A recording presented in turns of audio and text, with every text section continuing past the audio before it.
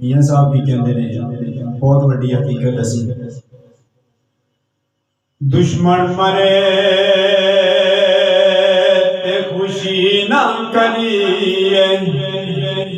कदे सजना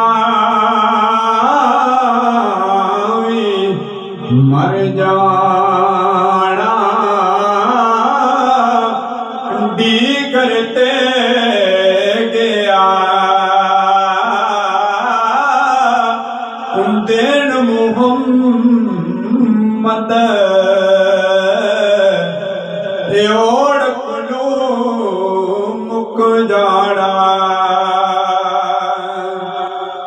डी कर टली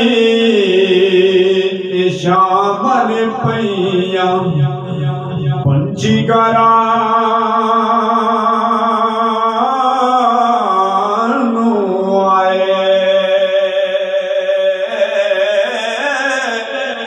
पारियो नहीं परते यार मुहम्मद जिड़े आप हथी दफना